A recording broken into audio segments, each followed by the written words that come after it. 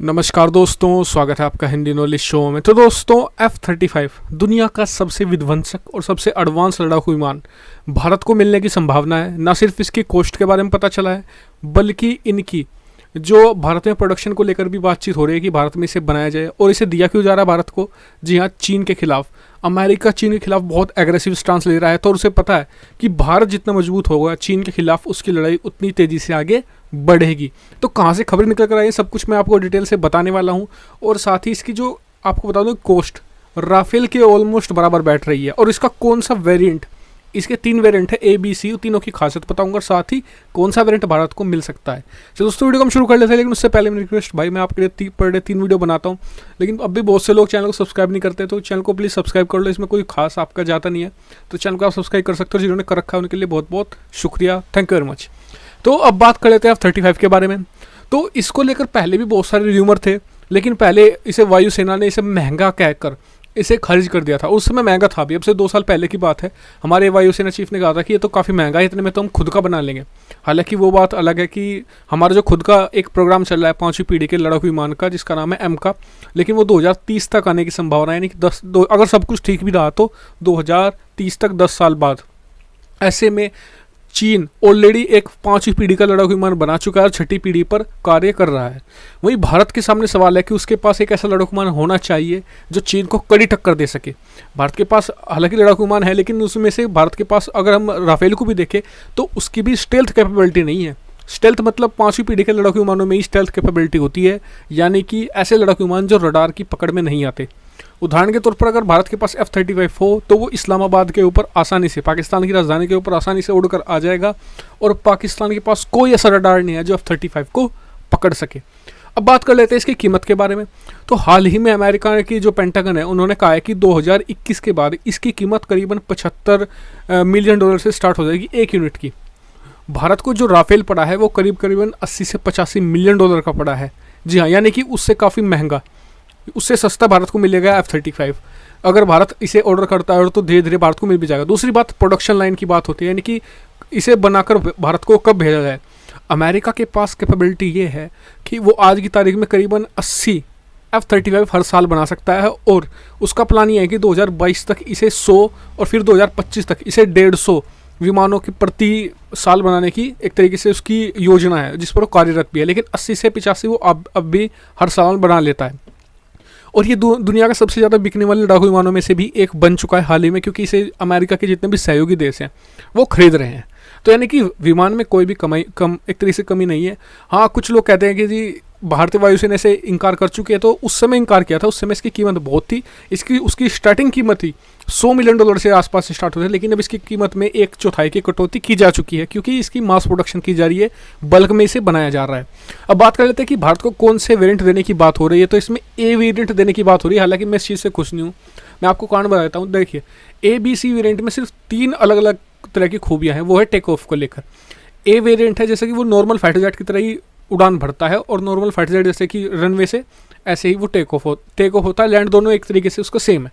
लेकिन जो B variant है वो थोड़ा सा उससे महंगा है, 10 से 15 मिलियन डॉलर।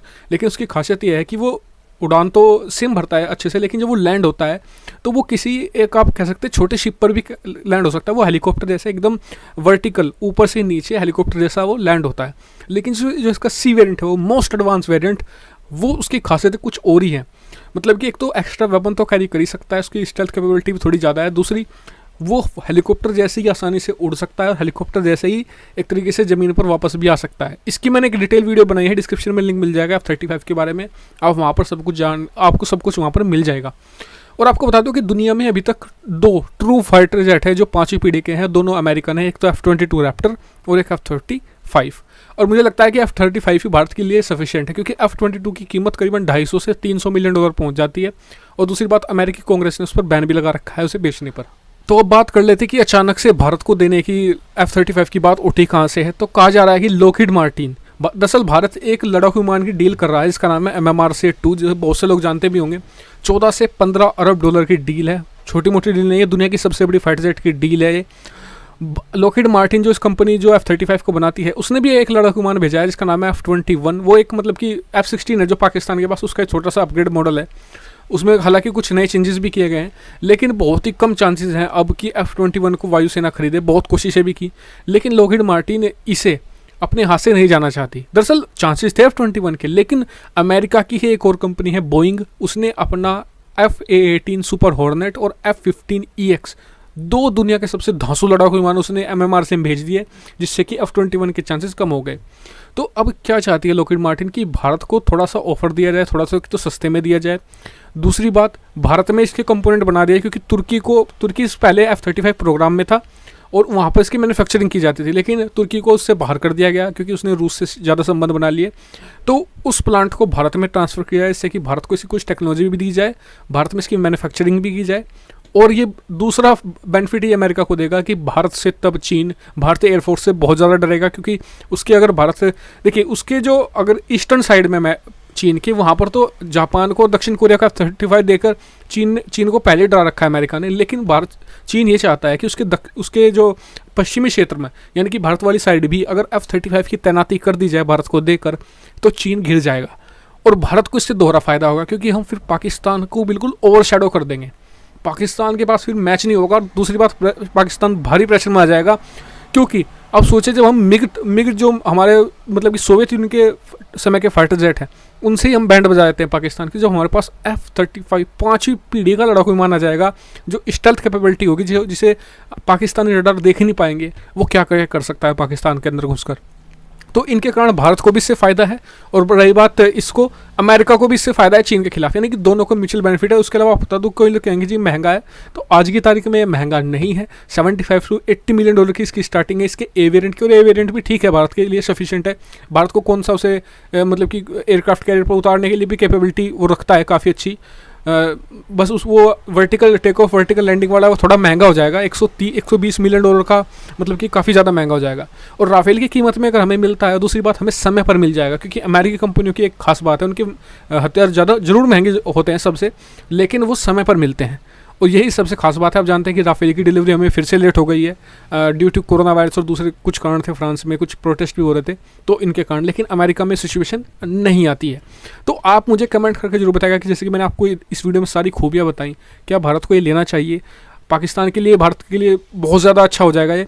दूसरी बात, चीन को भी हम आसानी से घेर पाएंगे, क्योंकि F-35 की खासियत यह है कि पेट्रोलिंग बहुत अच्छी करता है, डाटा जुटा सकता है। जो चीनी सीमा पर जो गतिविधि होती है, उनका बिना चीन को पता लगे उनकी सर्विलांस कर सकता है, उनका डाटा जुटाकर भारत को एक अच्छा एडवांटेज दे सकता है हिमालयन सीमा पर।